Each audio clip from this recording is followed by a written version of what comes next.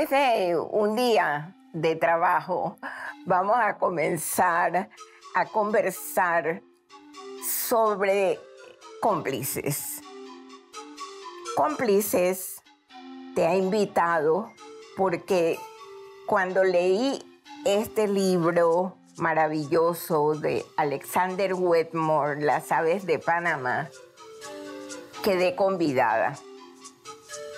Allí, Ileana Golcher dice sobre ti: es antropólogo, humanista, defensor de la naturaleza, respetuoso de las culturas indígenas y campesinas, investigador, explorador de la naturaleza, lector infatigable lector, cronista, escritor y traductor.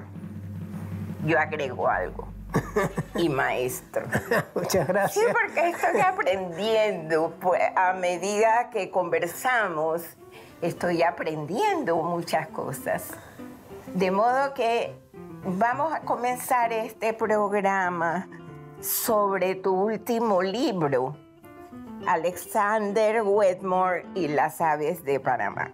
Expediciones de 1944 a 1966. Stanley, ¿cómo fue que quedaste tú escribiendo sobre Alexander Wetmore? Bueno, la vida lo lleva a uno por distintos caminos, como en la montaña. Hay varios rumbos, pero de repente uno encuentra un atajo. Y yo no soy historiador de la ciencia, más bien antropólogo de campo, pero en el 95, Mario Lewis Morgan, editor del suplemento Época, me dijo: oye, Stanley, viene la reversión del canal y está el Instituto Smithsonian, pero la gente no sabe mucho de los naturalistas. Hombre, escríbete unos 4 artículos sobre cómo llegó el Smithsonian a Panamá. Así, año de 1995, para que los salieran en Épocas. Bueno, Margarita, estamos en el año de la pandemia de 2021 y todavía estoy escribiendo un artículo mensual sobre los naturalistas. Y fue en ese andar de encontrarme con personas que a mí no me habían hablado en la escuela. Yo no sabía quiénes eran, cómo fue que llegaron a Panamá, cómo se formó la isla de Barro Colorado, los primeros grandes libros sobre la naturaleza de Panamá. Y le fui tomando un gusto a estas personas que fueron a lugares, muchos de ellos donde yo había trabajado, el río Chucunaque, el río Zambú, el Tuira, el Bayano, y caramba, pero esta gente estuvo 50 años atrás. Y cómo, me fascinaba eso, cómo eran esos lugares que yo conocía ahora, pero mucho antes, y que habían visto y descubierto. Así conocí del doctor Wetmore, que había venido a Panamá hizo 22 expediciones, y que había escrito 4 tomos, considerados la Biblia de las aves de Panamá. The Birds of the Republic of Panama. Y fue así que llegué a él. Primero hice 2 escritos sobre él para Épocas. Uno sobre las aves del Pacífico, de las islas del Pacífico, y otro en general sobre las aves de este puente biológico entre Norte y Sudamérica. Y no pensé que iba a trabajar más sobre Wetmore, pero nuevamente cosas del destino. La gente, lectores, pues yo ni pensaba que había gente que leía estas cosas en Época. Entonces me dijeron... Gente, no dejes de escribir. Entonces me dijeron: oye, pero ¿por qué dejaste a Wetmore? Sigue, qué cosa más interesante. Bueno, seguí escribiendo y cuando me di cuenta, Mario me había publicado 40 artículos sobre... 40. Sí. Mario es maravilloso, déjame decirte. Sí, no. Es una maravilla también que haya alguien que dé a conocer el trabajo que se realiza. Sí, y entonces el destino le pone a una persona, así como a Mario, me pone a la que fue la mano derecha del doctor Wetmore en el Instituto Smithsonian, la que organizó sus archivos, Pamela Henson. Y me dijo, Stanley, cuando vengas a Washington a los archivos, lo que quieras. Él tomó miles de fotos de Panamá. Dios. No, Sí. cuando yo tuve una oportunidad de ir al Smithsonian y visitar los archivos y estar con ella, la directora de los archivos del Smithsonian, y me traen la primera caja de documentos, porque ella, todo eran cajas y cajas de cartas, porque él era un gran escritor de cartas y tomaba fotos y se instruía mucho, leía antes de una expedición, buscaba todo lo que había posible sobre una región de Panamá. Se iba a Coclé del Norte, averiguaba desde Colón o desde antes de Colón, la parte arqueológica. La cosa era, antes de ir, saber lo más que se podía saber sobre regiones poco conocidas. Pamela Henson fue para mí como, así como Mario en Panamá, Pamela Henson, la custodia de los archivos de Wetmore, fue para mí como una hada madrina, digamos, ¿no? Déjame decirte algo sobre eso. Quisiera yo llamar la atención aquí, conversando contigo, a este asunto también de los archivos. Qué importantes son los archivos para reconocernos a nosotros mismos. No podemos dejar que las cosas desaparezcan y ya, como si hubiera habido un gran fuego ya y hubiera llegado el fin del mundo y que no tengamos nada de nuestro pasado. Margarita, eso ha sido una de mis frustraciones, porque me ha tocado ver a lo largo de mis 4 décadas de investigador de campo en que los archivos en provincias han sido destruidos. Qué horror. Los archivos en los ministerios.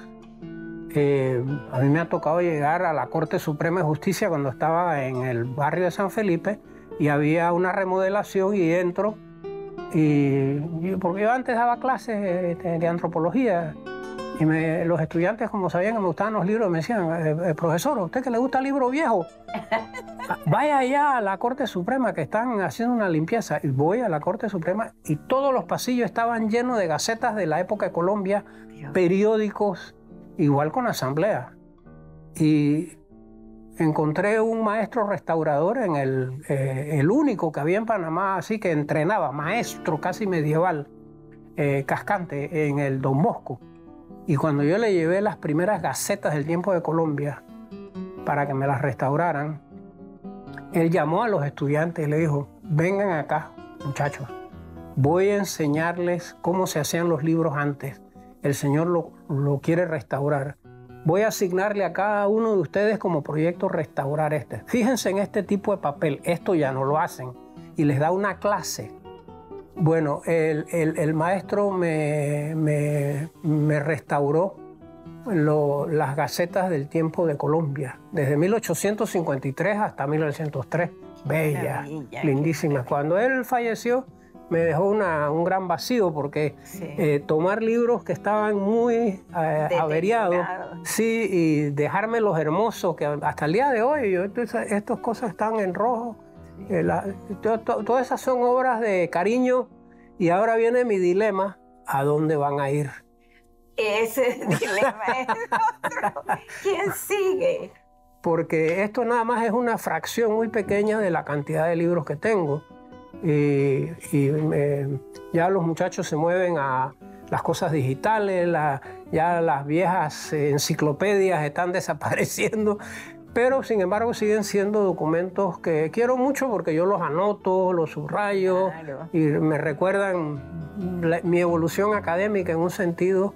Claro. Así que, definitivo, yo siento que el no contar con archivo, pongamos, como he trabajado en todas las provincias, ha sido una de mis grandes satisfacciones. Siempre iba a las gobernaciones y a las alcaldías a buscar documentación y era muy raro una alcaldía, una gobernación un corregimiento donde hubiera documentos. Todos se habían perdido, botados. La gente, hay como en la cultura nuestra algo de la novedad. No, esa es cosa vieja.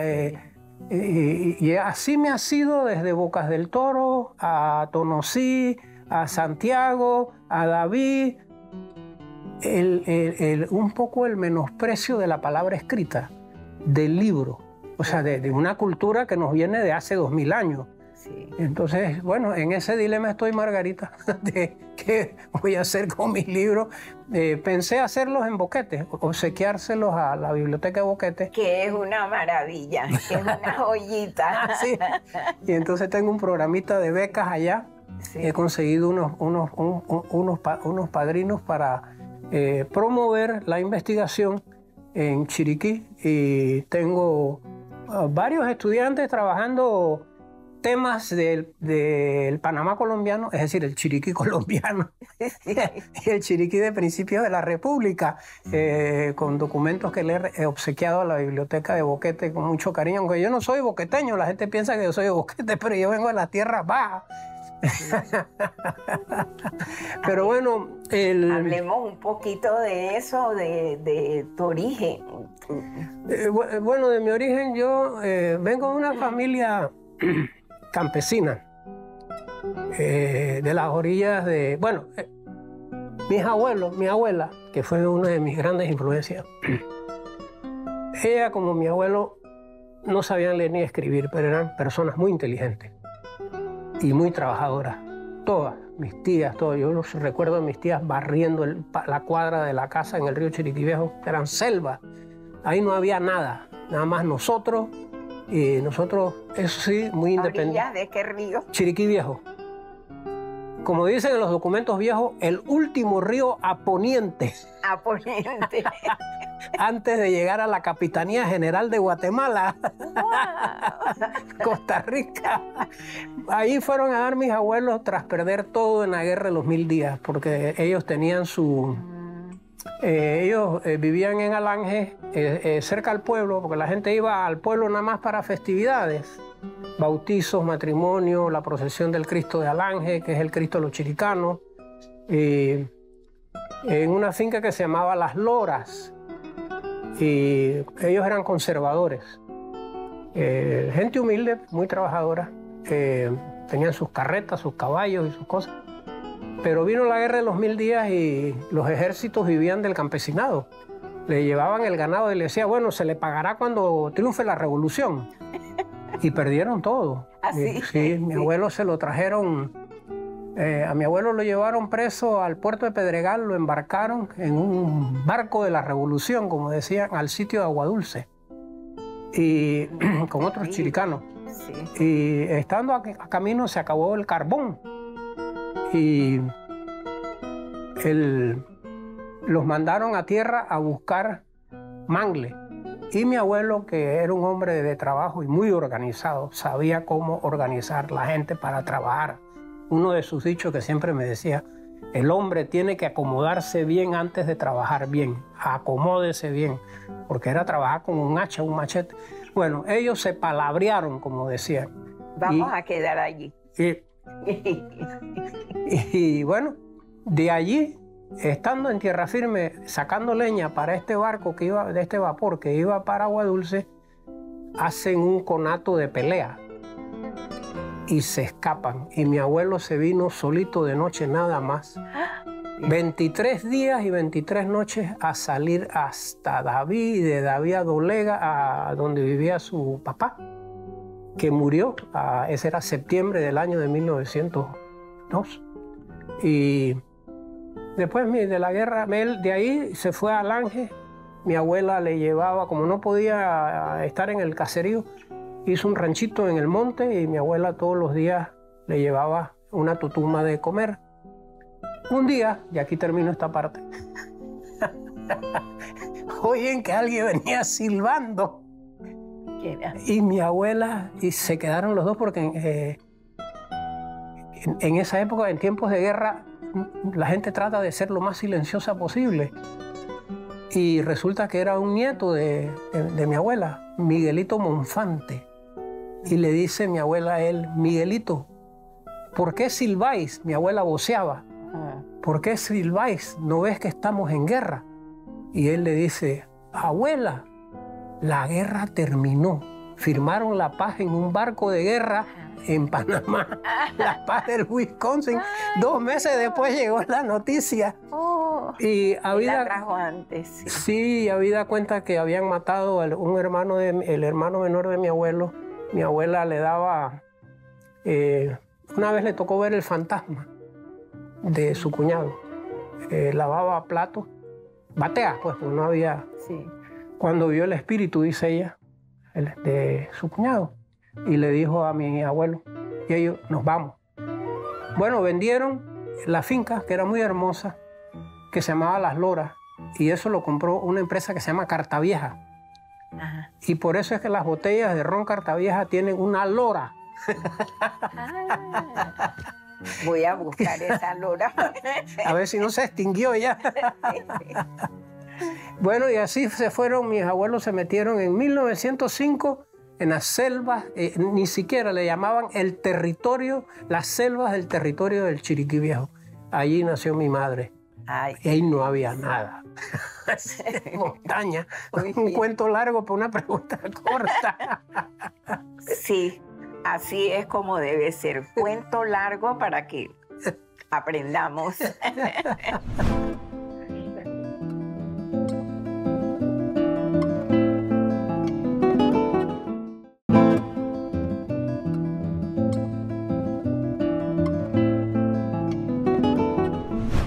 Continuamos conversando sobre Alexander Wetmore. Observo que en el título dice expediciones de 1944 a 1966, Sí. Años 20. ¿Cómo fue ese periodo? Es un tiempo largo en que él estuvo en Panamá, pero ¿cómo fue que hizo? Wetmore llegó a Panamá por casualidad, como ocurren muchas cosas en la vida. En el 44 viene a Las Perlas, porque había un gran programa militar en las islas de Las Perlas y necesitaban un ornitólogo. El 44 es la guerra, la Segunda Guerra Así Mundial. es. Sí. Y necesitaban un ornitólogo para estudiar las aves de las perlas. Y él de ahí escribiría casi su primer artículo sobre Panamá. Se trata de las aves de las islas de San José, San Miguel. Y estando en Las Perlas, él veía en la distancia, en días claros, la gran serranía del Darién, cubierta con su manto de selva, que comunicaba con los Andes de Sudamérica. El doctor Wetmore ya había viajado desde Alaska hasta Patagonia.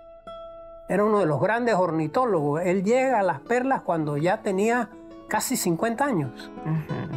Cuando ya en aquella época, que el periodo de vida era más corto, la expectativa, él prácticamente estaba por jubilarse. Y por su mente no corría la idea que él iba a regresar 22 veces a Panamá, 20 veces. Y creo que quien le interesó por Darién, porque allí él quería ir a Darién, fue por el doctor Goldman. Eduardo Alfonso Goldman vino con el grupo original, era zoólogo, vino con el grupo original del Smithsonian en 1910 a estudiar, le llamaron el reconocimiento biológico de la zona del Canal y la República de Panamá. Vino un grupo de naturalistas y el zoólogo fue Eduardo Alfonso Goldman, quien en el año 23 publicaría el primer libro de zoología de Panamá. Se llama Mammals of the Republic of Panama, Mamíferos de la República de Panamá. Y Goldman conoce a Wetmore, que era un joven. Se conocen en Puerto Rico porque hicieron el primer estudio de las aves de Puerto Rico, lo hizo el Smithsonian, y asignan como jefe del proyecto a Goldman y como asistente de Goldman a Wetmore.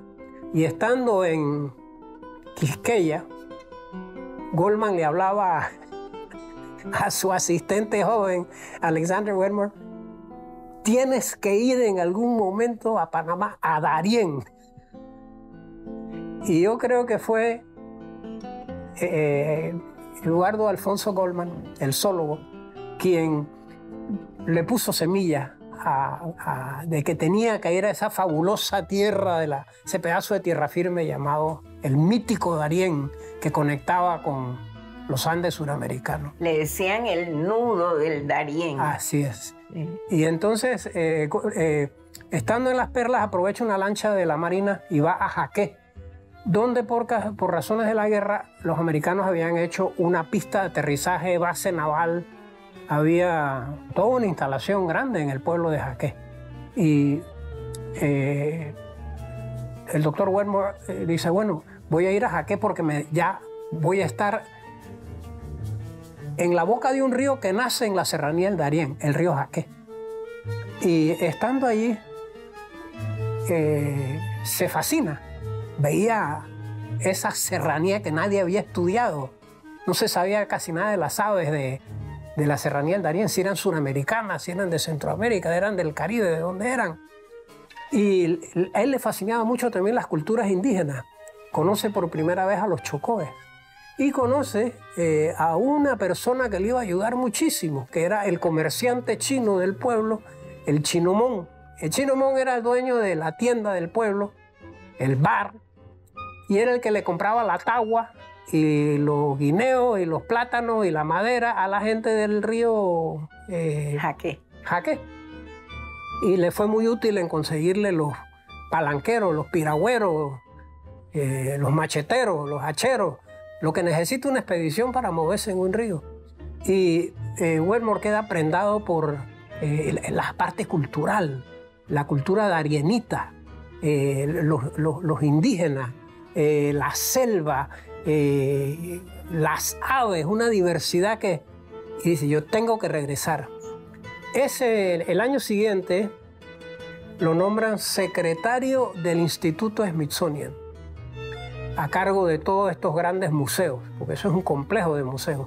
Es difícil a veces explicar qué es el secretario, porque suena como algo... Secretario general. Sí, es como decir en Francia el ministro de Cultura. Sí. Todos los museos están a cargo. Bueno, él le ofrecen la secretaría de ser jefe de todos los museos del Smithsonian, y él acepta, pero eso sí, con la condición de que todos los veranos le permitan por 2 o 3 meses venir a Panamá a hacer sus expediciones. Ajá.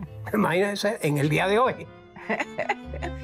Y que le nombraran a este gran taxidermista que preparaba aves, Watson Perigo, como asistente. Y así comienzan. Él regresa en el 46 a Jaqué, una expedición en regla ya.